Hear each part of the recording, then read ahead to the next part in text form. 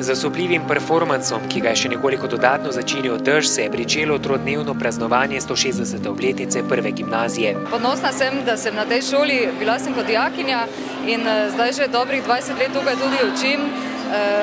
Vedno sem se rada vračala sem, šola je impozantna, že kot stavba, na njo me vežejo mnogi spomini, prijateljstva. Kako dobro mogoče dijake pripravi gimnazija za nadaljnje šolanje, za študije, za življenje?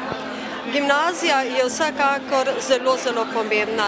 Nudi zelo široko izobrazbo, širi jim obzorje in duhovne okvire jim daje, da lahko potem nadaljuje svoj študij tako v domovini kot v tujini. Čeprav je bila že leta 1758 v Mariboru ustanovljena jezuitska gimnazija, pa zgodovina prve gimnazije sega v leto 1850, ko je bila ustanovljena nižja realka. Najbolj zanimiva so prehodna obdobja, tako je recimo prehod iz Avstrije v državo v kraljevino, SHS, ko je bil nov sistem, nova družba, novi profesori, dijaki, šola je postala slovenska.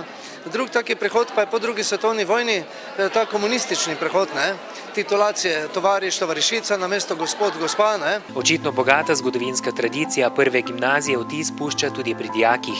Zanimalo me, kak je na tej šoli, zato se mi je že po izgledu zdela lepa, ker je starost in to me je privlačilo, ker ima neko tradicijo, neko zgodovino in to mi je bilo najbolj všeč. Prvo gimnazijo sem izbral zaradi tega, kar ponuja, zaradi tega, ker je malo bolj umetniško še vedno usmerjena, zaradi gledališča in teh stvari.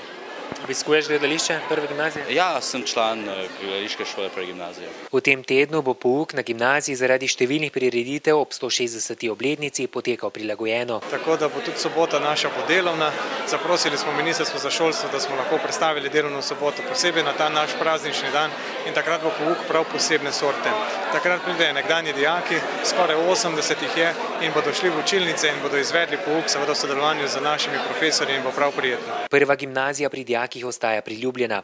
Danes jo obiskuje 800, na njej pa razširjajo tako naravoslovna kot družboslovna obzorja.